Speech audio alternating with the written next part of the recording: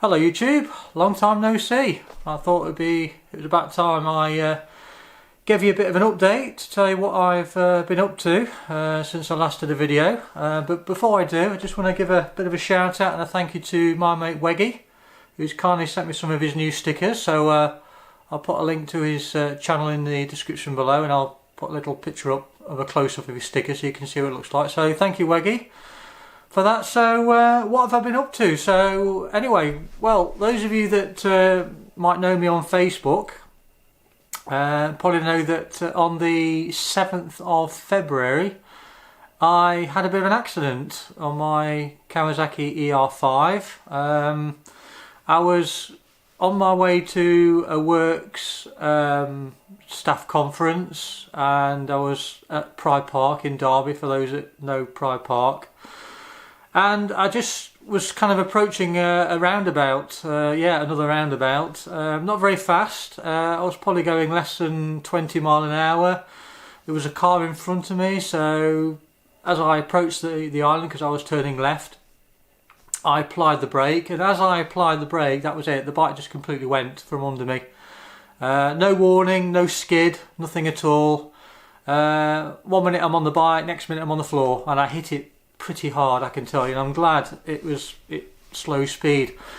Anyway, there I am. I'm lying on the road. I've got the bike on top of me. I cannot move at all. I'm in absolute agony. I initially thought I'd broke my ankle.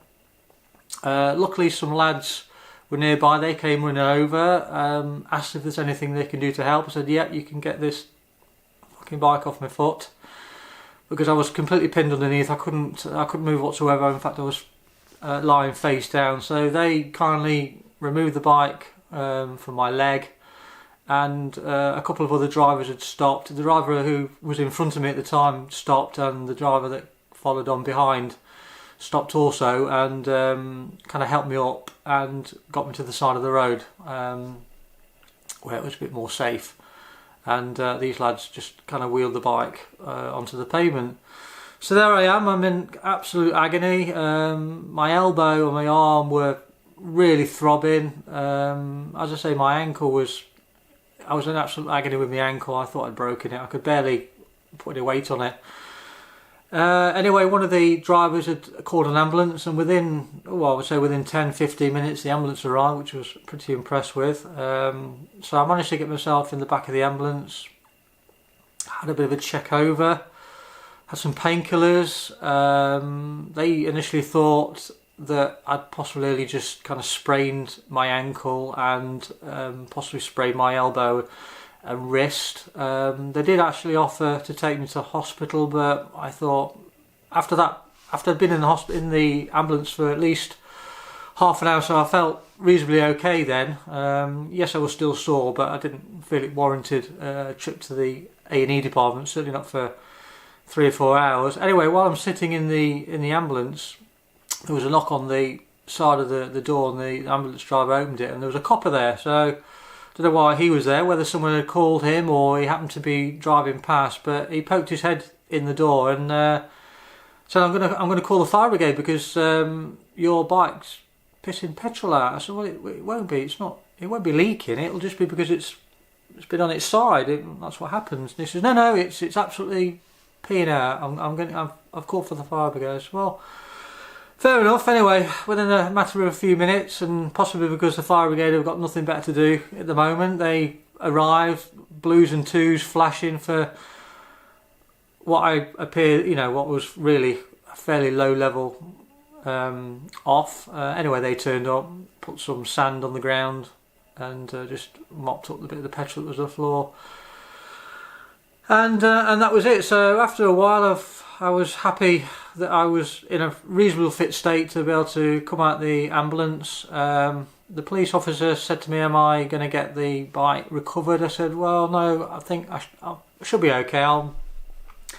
If it's in not too bad condition, I'll try and limp it home. Anyway, he recommended that I didn't, but I thought, you know what, I'm going to do it anyway. So I came out the ambulance. The copper had gone by then. There was no petrol leak. I mean, as I told him already, it possibly just came out of the bike as it was lying on the floor, because it wasn't pissing petrol by the time I got to it. Anyway, Took me a while to start the bike. It obviously wasn't very happy. It was protesting like buggery. There was a bit of damage to the bike. I think I've broken one of the indicators on the left hand side, and the instrument panel's smashed, and as I was riding it home I noticed that the front wheel and the handlebars are slightly out of line.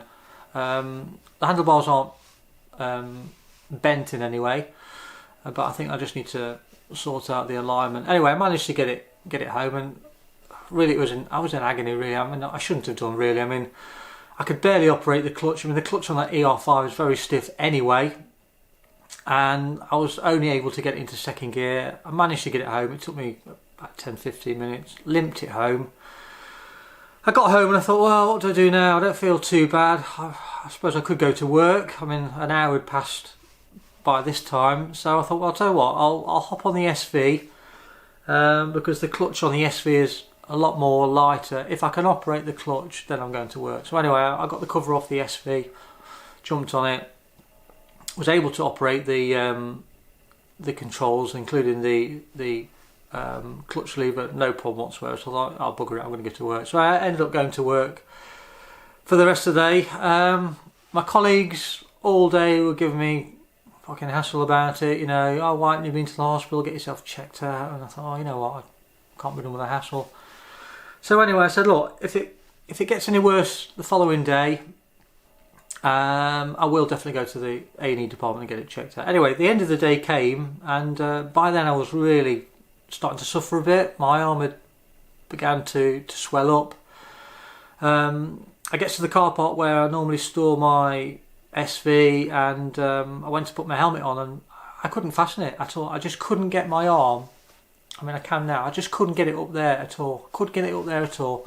Luckily, the helmet I've got is a Scorpion helmet, and inside the helmet there's like an airbag, so I was able to kind of pump it up to such an extent where it felt reasonably secure on my head. And I went home. Now, I didn't go mad, because clearly I wasn't in a fit state really, and it was stupid of me to even consider coming on the SV, but I took it really steady. I didn't go any higher than second gear, and I was conscious of the fact that the helmet wasn't really properly fastened. Anyway, I managed to get it home, and the following day I woke up and oh, I tell you what, my arm was really swollen up, my wrist was swollen, my elbow was swollen. I didn't feel good at all. I very definitely wasn't going on that bike. I thought, I'm no fit state to ride it, because what if I had another off, and they discover I've had an off already, my insurance is going to be pretty much invalidated. So I ended up going to work on the bus. Anyway, I get to work, and of course colleagues started up on me again, so I thought, you know what, I'm just going to go to A&E. So I went to A&E. This was on Wednesday the 8th of February, I think we're talking about now. Waited at least, it was about 4 hours by the time I got seen, because they said that because I'd had an accident the day before, and involving obviously coming off a motorcycle, I had to wait for the doctor to check me out. So that's what I did. Anyway, 4 hours later, finally gets into A&E. He had a look at it. He said, I think we'd better have that x-rayed, see what's going on in there. So I had an x-ray. God, that was painful, because the lady that was wanting to do the x-ray, God, she was twisting my arm this way and that. I said, look, it's not going to go that way. It's not going to go. Well, we need to make sure we get, you know, a proper scan on it. Otherwise, you're going to have it done again. I said, oh, okay, so I'm gritting my teeth as she's twisting and pulling my arm just to try and get a decent x-ray. Anyway, I get the x-ray done. Gets back to the doctor that I'd seen previously. He had a look at it. He says, well, it looks to me that it's just bruised, to be honest. There's a lot of swelling. I can't see any breaks at all, or any cracks. But what they'll generally do, they'll have a look at it again. They'll put it on a much bigger screen than the one that I've got and I'm looking at. And if there is a problem, they'll call you back. So, but he said, what we'll do, I'll put a little sling on you to support it, because by this time I don't know if you can see, but I could just about get my arm to there, and I was in absolute agony. I couldn't bend it or straighten it at all. So anyway, put this sling on, and I went home. I decided to go home, and I thought, I'm not going back to work, and I had a bit of a rest. Anyway, the following day I went into work. This was a Thursday, I think it is Thursday the 9th of February, and midway through the morning I had a phone call, and it was this doctor that I'd seen the day before, and he said that they'd had another look at it, and they think I fractured my elbow. So I thought, oh great, so I said, can you come back in? So I said, yeah, okay. So I went back in. They saw me pretty much straight away. Showed me the X-ray again. They said there's a very small hairline fracture on the bone. I can't remember what it's called. I think it's a radius bone, the one that goes from your wrist to your elbow. And I fractured it close to where it meets the elbow joint, near the ball joint. Very small. He says, what I need you to do, take this number with you and give them a call and make an appointment to go and see the fracture clinic. I said, well, I won't be able to do it today, because I said, well, you won't be able to get in today anyway. This is, you'll have to make an appointment for the following day. So I did. And I went to see them on the Monday, went to see another doctor. He got the X-ray up again and said, yeah, you very definitely fractured it. It's a hairline fracture, but because of the fact it's only a hairline, and the fact it's the elbow, we can't really plaster it, put it in a cast. So, but they said, well, get rid of that sling you've got. You don't really need that. You need to kind of exercise it, make sure you're moving it as much as you can. Take plenty of painkillers, which I was anyway. I was taking paracetamol and ibuprofen for the pain. And he says, if it gives you any further concern, in a few weeks' time, the swelling hasn't come down, or once it has, you're not able to kind of straighten it, or it's locking out, you've got a 6-month open appointment. Just give us a ring, come back in, and we might give you some physio. So that's where we are with it, really. So I've gone and fractured my arm, which means I can't ride the bike, which I'm absolutely mortified about. But the important thing is I'm not going to risk riding it just in case I have a problem. I need to make a quick emergency manoeuvre, and my arm's just not going to be strong enough to be able to do that. So I've been going to work this week on the bus, unfortunately, which is a bit of a pain in the arse because it takes a lot longer than the bike. But the important thing is that I don't risk causing any more damage. So I don't know how long this is going to take to heal. Today is what day is it? I don't know. It's the weekend following Valentine's Day, and it's still not better. I'm still in a little bit of pain. I can just about get it to there now. I can't straighten it yet, but we're getting there. It's been quite difficult to do simple things like shower and put clothes on, but I've kind of managed to muddle through. So that's where we are, really.